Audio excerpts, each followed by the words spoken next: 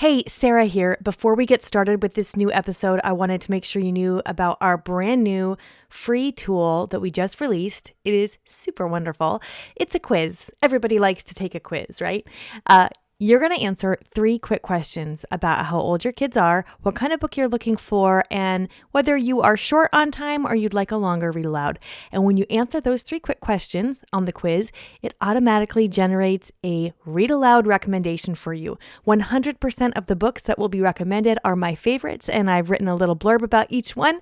And so you'll get a personal recommendation basically for your family. It takes about 1.5 minutes to take the quiz, and you'll know exactly what your family should read aloud next. To take it, go to readaloudrevival.com/quiz, or you can just text the word quiz to the number 33777.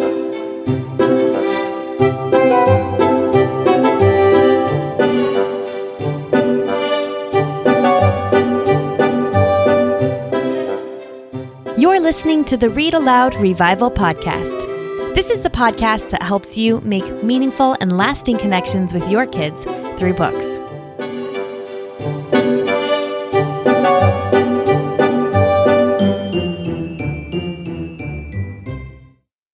Hello, Sarah McKenzie here. Happy to have you with us for episode 147 of the podcast. I am here today with the Read-Aloud Revival team. That includes our community director, Courtney Garrison, and our podcast manager, Kara Anderson. And we're here today to talk about math. Now, don't shut off the podcast. I know you want to. On the Read-Aloud Revival, we're going to talk about math. Yes, we are. We're going to do it in the best way we know how. We're going to talk about stories to share with our kids that are mathematically related. Stories that deepen our kids' appreciation for math, or maybe even deepen our own. And some of us could use some of that. Isn't that right?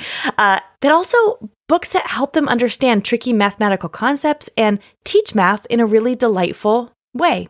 We have a whole brand new book list, hot off the presses. If you are on the email list, you already got it. If you're not on the email list, you can go grab it. The book list is at readaloudrevival.com/147. You can see the whole online list there. You can click through, or you can print off a printable version if you want to check them off as you read them with your kids or take it into the library with you. That again is all at readaloudrevival.com/147. Now, Courtney, Kara, and I, we all homeschool our kids. So in today's episode, we talk a lot about integrating these math-related read-alouds into our homeschools. But if you don't homeschool, this episode is just as relevant for you. You can interweave these wonderful read-aloud stories into your bedtime reading or before school day reading or your weekend reading or whenever you do your reading aloud at your house. They're short commitments because most of them are picture books, and they're just a way to help your child fall more in love with math. So if you're not a homeschooler, don't let the fact that we keep bringing up our homeschool schedules or homeschool math curriculum, don't let that get in your way. This is applicable to anybody who loves kids who need to learn math. Speaking of homeschooling, I want to make sure that you know I will be at all 7 great homeschool conventions all over the U.S. this year in 2020. It all starts in March with the convention that's happening in Fort Worth, Texas. There's also a March convention in Greenville, South Carolina, and one in St. Charles, Missouri. Then in April, I'll be in Cincinnati, Ohio. In June, I'll be in Ontario, California, and Jacksonville, Florida. And then at the end of July, beginning of August, I'll be in Rochester, New York. Great homeschool conventions are a fantastic way for you to get equipped and inspired to teach your kids at home and have another great homeschooling year. It's my favorite conference to speak at. I'm at all 7. You can find out more and buy your tickets at greathomeschoolconventions.com. Okay, now before I get into my conversation with Courtney and Kara about math, I want to answer a listener question. This one comes from Christy. Hi, Sarah. This is Christy from Massachusetts. When I'm reading a story with my kids, we'll often encounter something that we're unfamiliar with, whether it's a geographical location or cultural reference, time period reference, and I'm not always sure how to deal with it. It seems a little daunting to research beforehand and anticipate all that we might encounter. So should I just do a Google search in the middle of our reading, or do I just let it go and continue on and maybe address it later? For instance, right now we're reading Cheaper by the Dozen, and my kids couldn't understand why the girls in the story would be embarrassed by their dusters. So should I stop in the middle, grab my computer, show everyone what this article of clothing would have looked like? Or do I just let it go and assume that they'll assume that it's just something that would have been embarrassing in the time period? So how far do I take it in my research? What's appropriate? Hey, good question, Christy. And I think a lot of us are in the same boat in that we don't have time to pre-read, so we don't really know the geological or cultural references that are going to come up in that day's chapter. So there's a couple of things. Ideally, we wouldn't interrupt the flow of our read aloud to pull ourselves out of the magic, but honestly, a lot of things are less than ideal when we're reading aloud at home with our kids. So we can say, ideally, it would be best not to interrupt your read aloud, but practically speaking, I do it all the time. I do it every time the toddler needs to go potty and I have to stop, or the phone rings, or, the UPS truck needs me to sign for something, then I have to interrupt my read aloud. So in the same way, if something comes up in this story and we don't know what it is, or my kids might not know what it is, or sometimes I don't know what it is, I will stop and give them a very quick description of, do you know where this country is? And kind of give them an example, maybe point to it on a map if I have one handy. If you don't know, I don't see any problem with grabbing your phone and doing a really quick Google search and finding it out together. That could actually be a really good practice for helping your kids see that readers stop and do a little bit of digging sometimes when they're unsure about something. Not every time, but sometimes. A lot of times we say kids skip over words they don't know when they're reading, but we do that all the time as adults too, right? And so it's a good modeling for them to see us digging in to find out what that means. So I think there's not really a right or wrong answer here. I don't know if there's an appropriate or inappropriate way to do this. Ideally speaking, if you flipped through the chapter ahead of time, just like grazing your eyes over the words to see if there's something that's going to come up they might need to know about, that would work if you really don't want to interrupt your read aloud time.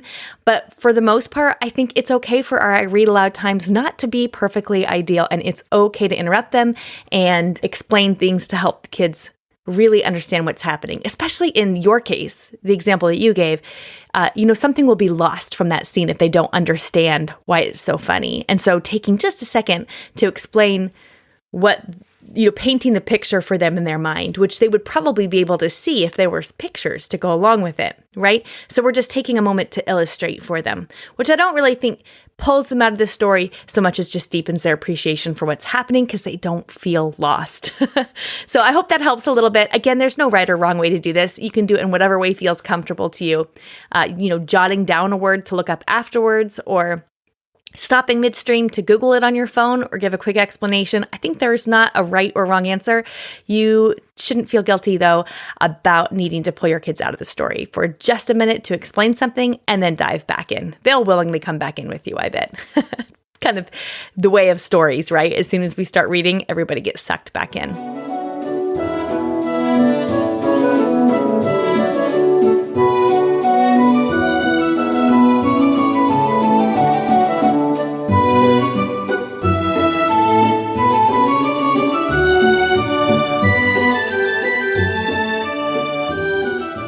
Kara, you were the driving force behind this whole list and this episode of the podcast. So do you want to talk about why this subject came up? Well, of course, because I love math so much. No, yes, of course. Not what happened. What happened was that I started noticing questions in the forum, the premium member forum. And I know parents have asked in other ways too about teaching math through picture books. And so I started thinking back to when my kiddos were little and how we did use some. We were never super organized about it, but we did use some, and there were some books that stuck out to me that we actually have some really warm memories around. So we started putting together a list. I think for a lot of us, we have such happy feelings around, and we're so passionate about picture books, and we just want to figure out a way to apply that to math and maybe take some of the not so great feelings out of math. Yeah, I think it's a really common experience for those of us who love reading with our kids or who loved books as children, right? To remember books fondly, but I don't think a lot of us have that same kind of warm, fuzzy feeling when it comes to math. So today we're going to talk about the why of seeking out math-ish picture books and reading them with your kids. And then, of course, we're going to give recommendations because what's a Read-Aloud Revival podcast episode without book recommendations, right? So let's start with the why. What comes to mind for you? I think for me, the first thing that comes to mind is that picture books can help make math feel more real for our kids. It moves those abstract ideas into the concrete. It uses the words and the pictures to do that. And things like shapes and patterns and numbers, a lot of that can be learned, can be approached even without a curriculum at the beginning. Yeah, I can remember my son asking when he was younger and we were starting out with some math stuff why he needed to know certain math concepts. And I noticed that was only happening with math. Like he was just inherently fascinated by history. He loved stories. He loved science because kids want to know how things work. Right. He loved nature and art and music. But why did he have to know what 475 watermelons minus 231 watermelons equaled? Like, when would he ever encounter that kind of thing in real life? They should just eat less watermelon so he didn't have to do the math. That's right. That's a lot of watermelon, though. It's true. I actually sort of struggle with this myself a little bit, especially with my high schoolers when they're asking, like, one of my daughters is doing trig right now, and she'll be like, when am I going to need this? And I just have to like bite my tongue to keep from saying, never again.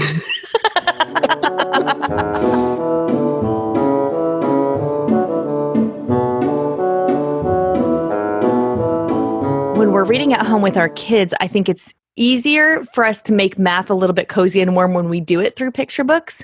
I think that's pretty different than most of our classroom math experience, or at least my own classroom math experience was. Math curriculum alone, I think, can take a lot of the life out of math, which makes it feel maybe more arduous or repetitive or a slog than it needs to. So we wouldn't, in our house at least, replace the curriculum with stories, but using stories to maybe add depth and meaning and enjoyment and that sort of warm, cozy feeling so that math can have a touch of that same sort of magic that the rest of our school day might have. Yeah, I was looking up some stuff getting ready for this episode, and do you know math anxiety actually has its own Wikipedia entry? Are you serious? That so many of us deal with it, and I have coined a term. Well, I don't know if I've coined it in my own mind. I'm sure other people have used it, but I have a fear of public math, like making change to people in public. Yes. It's so a lot of us deal with, some sort of stress related to math. And I think a lot of us also then deal with stress of not wanting to pass that stress on to our kids. Right. So, imagine instead your child start in math being on your lap or next to you on the couch as you share a story together. Or if it's too late for that, imagine being able to take a step back with your older child and really fall in love with shapes and patterns and numbers, and to do that together through stories. Awesome. Okay, so those are two great reasons to introduce math concepts through picture books, or to deepen math concepts through picture books. Number one, because they help our kids see math as real and useful for their actual life. And number two, because it's just a cozier way to do math. Maybe that even gives our kids a better chance to fall in love with it. Before we start talking about some of our favorites, can we talk about the how? Let's get just real practical for a minute. I think a lot of us have too much on our plates already when it comes to our homeschool day. So some of our listeners may be listening and going, like the idea, no idea when I'm going to be able to fit that in. So what's the best way forward here? Well, I think if you homeschool, then math picture books can certainly be a part of your morning time basket. It's an easy way to make sure that math is getting covered every day, and you can do math together as a family. Oftentimes, different age levels are working at different places in math, and so that's something that happens separately. But if you're reading together, you can all read the same book. There's a book called Crash Boom by Robbie Harris, and it's a preschool picture book. It's using blocks to talk about patterns, but it's the kind of book, I bet if you brought out the block basket and read that aloud, it wouldn't just be the preschoolers who were playing with the blocks. And then that would be a great way to, spend the rest of your morning with Read-Alouds. Yes, we did math as part of our morning basket for years. We loved the bedtime math series of books, which just have one problem a day, but at different levels. So if you're homeschooling different ages of kids, it's just the perfect resource to have one math problem a day. They're fun, they're funny, the illustrations are fun and silly. So that was a big thing for us. And then the other thing that we did was we used the math book, Mathematicians Are People Too. Yes. As part of our morning basket. And I think math biographies, we've got a bunch of those in our list with this episode. I think that's another great way to make math feel more real because you're learning about people, you're learning about their stories. What immediately comes to mind for me is the book Hidden Figures, the picture book Hidden Figures. And what I love about that book so much is that it shows people who persevered at math and, despite a lot of odds against them, and then ultimately they ended up working for NASA. I mean, how cool is that, Yeah. So I think it shows kids that there's value in math. If, like we talked about, you have one of those kids, it's like, why do I need this? When am I ever going to use this? Well, when you work at NASA, okay? And then, it gives them role models because if we don't have jobs, in our families where somebody's really math heavy, it gives them role models and people who view math in a positive way. And I think that is just huge.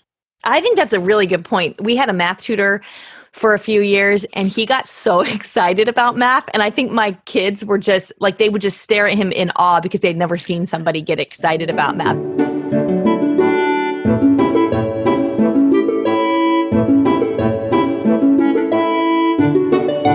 When you were talking about Mathematicians Are People Too, Kara, I used that book, I remember, with my oldest daughter who was really into history and historical fiction, anything historical at all, whether it was a biography or it was a historical fiction novel or something.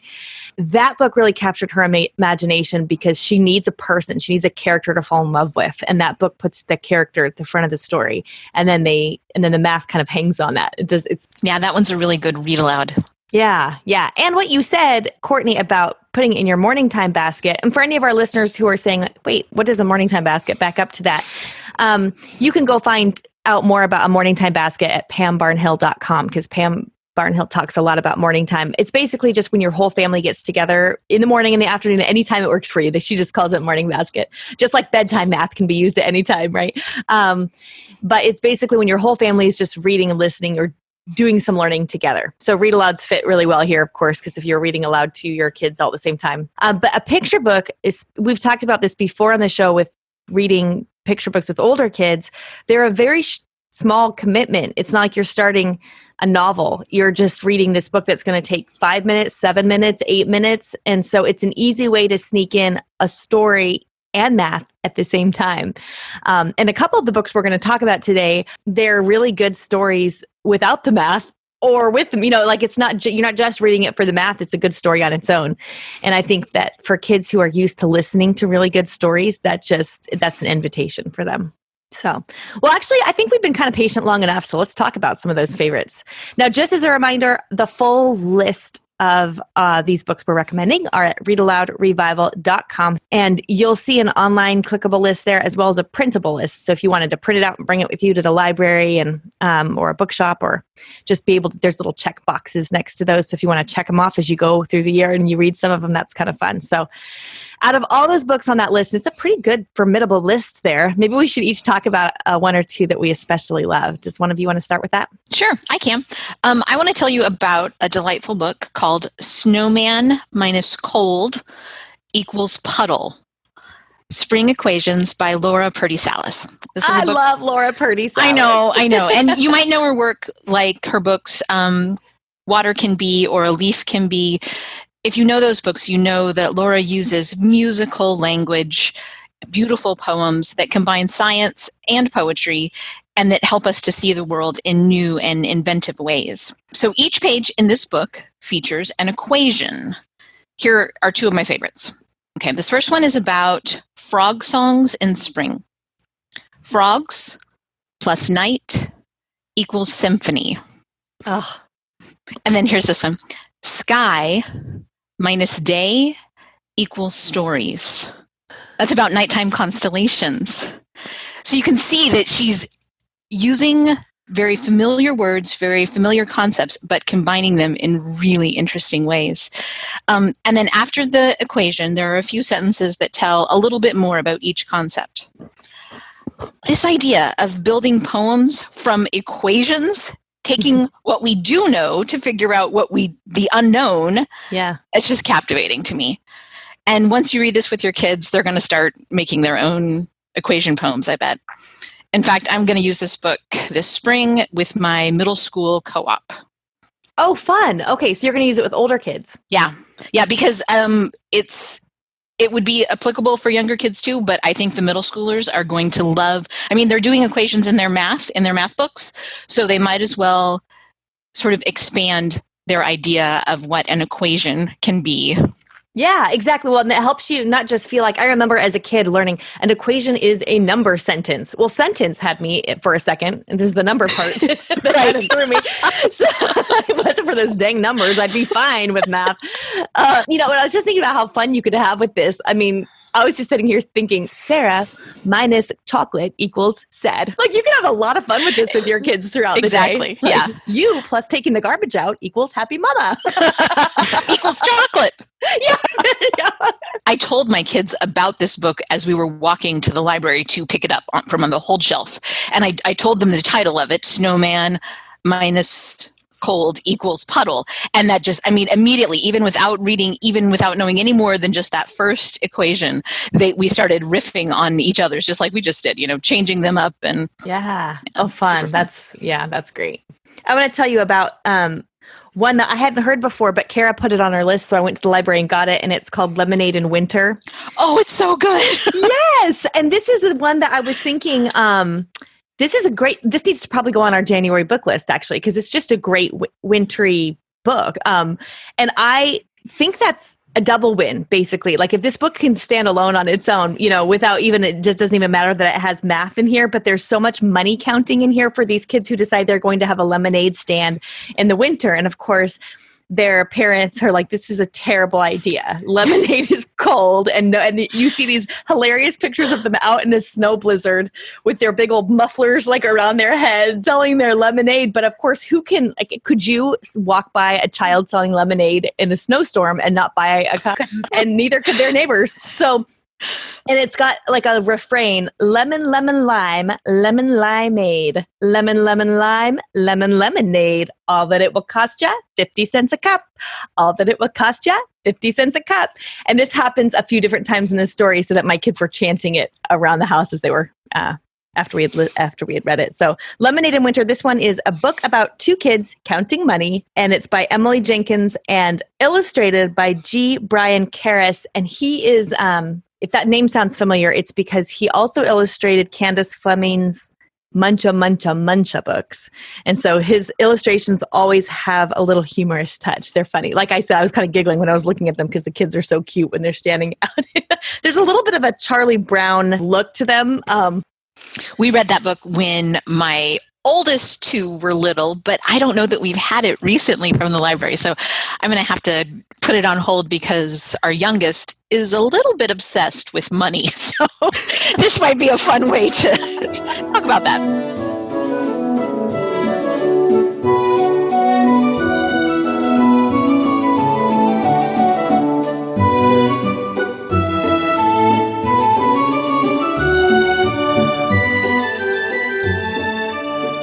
I have got to share about my favorite math picture book ever. It brings me so much joy. Literally, when things get hard, like in our family, or we're encountering a tough situation, we all still quote this book. And I think we read it when my oldest was like 3.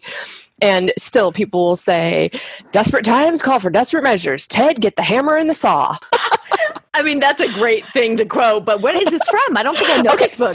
So this book is 365 penguins. And it's basically this family starts receiving penguins out of the blue. Every day, a new penguin gets delivered to their door. They have no idea what's going on, but of course, chaos ensues. And there's tons of natural math, despite it being a little bit of like a unreal situation. But it the illustrations, it's all in black and white and orange. So the illustrations are very captivating and you just can't help but like do the math. I mean, it just overtakes you. And I love it. I love it so much. Okay, so I read, this is another one, Kara, that you turned me on to. It's called The Lion's Share, A Tale of Having, like cutting in half, Halving, having cake and eating it too, by Matthew McElligott. And I read this as a bedtime story the other night. And after we read, my Clara, who's 7, goes, okay, that was amazing, which was a funny response because I thought it was good and they were very interested. And like, you know how sometimes when you read a book and the kids kind of like get up and wander off and you think, yep, that one didn't capture them. But this one, they all were in it, but she especially loved it. So basically what we have is, well, I'll start. Every year at the start of the spring, the lion invited a small group of animals to join him for a special dinner. The ant had never dined with the king before. She was very nervous and wanted to make a good impression. When the day came, she arrived exactly on time, not a minute too soon or too late. Then all the other guests arrive. It's like a beetle, a frog, a macaw, a warthog, all these other animals. And we start by a large cake being brought in for dessert. And the elephant starts by looking at it and saying, I could eat this whole thing in one bite, but that would seem too greedy. So the elephant cuts the cake in half and eats half of it and passes the other half on to everybody else.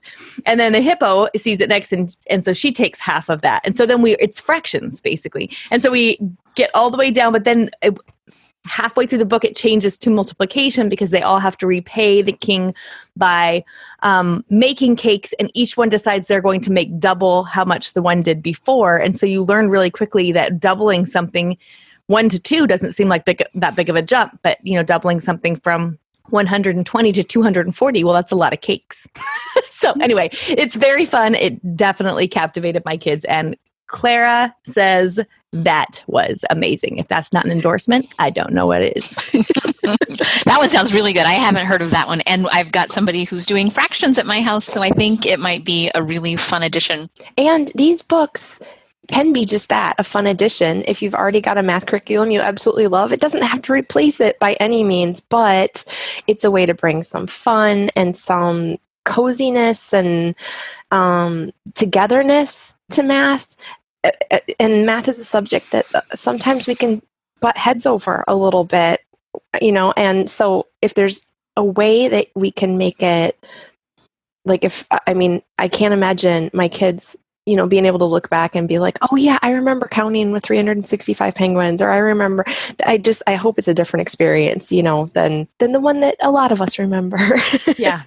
True. At our house, I've noticed that we can share the stories together, but then the pile of math books gets returned to again and again. And a kid is off in a corner by themselves, kind of working through, seeing how that multiplication actually does work with the bigger numbers or things like that. And so they're like quietly working on things that we've approached first in the stories.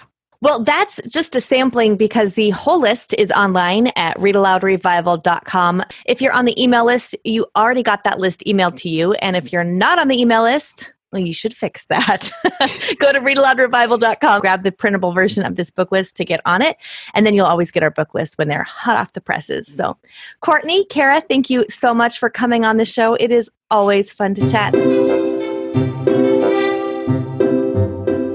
Now it's time for Let the Kids Speak. I love this part of the podcast because kids share the books that they've been loving lately. My name is Casper. I'm from Ireland. I'm 10 years old. You're 3 years old. I'm 3 years old. And what's your favorite book? Bye. By Jem Acumen. And why is it your favorite story? Because it has nice pictures. Hi, my name is Wyatt, and I'm 5 years old. And my favorite book is, and I was born in Hawaii, my favorite book is Ninjago. Hi, my name is Jack. I'm 8 years old. I'm from Texas, and my favorite book is the Magic Tree House series. Hello, my name is Noah. I'm 10 years old and I live in Barry's Bay, Ontario. My favorite series is Redwall. I like it because I find it exciting. My name is Kinsler Scout. I live in Graham, Texas. I'm 6 years old, and my favorite book is Frog and Toad books. Why? Because they are full of amazing adventures. What's your name? My name is Delilah Scout, and I'm 4 years old, Where do you and live? I live in Crown, Texas, and my favorite book is The Hungry Caterpillar. Why do you like The Very Hungry Caterpillar? Because he turned into a butterfly. What's your name? Ellison Scout, Ellison, how old are you? 2.5. What's your favorite book? I'm the Hungry Caterpillar. Why do you like The Very Hungry Caterpillar? Because it turned into a butterfly. What's your name? Bird. Okay, Bird, how old are you? 5. Okay, and where do you live? In Oklahoma. And what's your favorite book? The Hungry Little Dog. And why is that your favorite book? It's because they hugged the bug and it didn't hop away. That's awesome. Hi, so what is your name? Sweeney? Swaley. And how old are you, Swaley? 5. 3. 3. All right. And where do you live, Swaley? Oklahoma? Yeah. And what's your favorite book? Fancy Nancy. Why is Fancy Nancy your favorite book? Because I love her. I'm Rishi. I'm 3 years old. 3 years old. I love California. You live in California. My favorite book is Book with No Pictures. A baby little book. I like it because my mommy says in front of kids. It does make me say Read it. Hi, my name is Emma, and I'm 10 years old. I live in California. My favorite book series is The Magic Tree House. My favorite part about it is when Jack and Annie go on all the wild adventures. I love that we could hear so many babies in the background in today's messages. Love all that beautiful family life. Thanks so much for calling in with your messages, kids. Hey, if you are not getting emails from us at Read-Aloud Revival, you're missing out on some of our very best book lists and free resources. So you want to go to readaloudrevival.com and pop your email in there so that you're not missing a thing. Some of our very best things come in through your inbox. I send a note pretty consistently every Tuesday morning. It's short and sweet, and it'll help you make connections with your kids. So good stuff there. I'll be back in 2 weeks with another episode of the podcast. In the meantime, go make meaningful and lasting connections with your kids through books.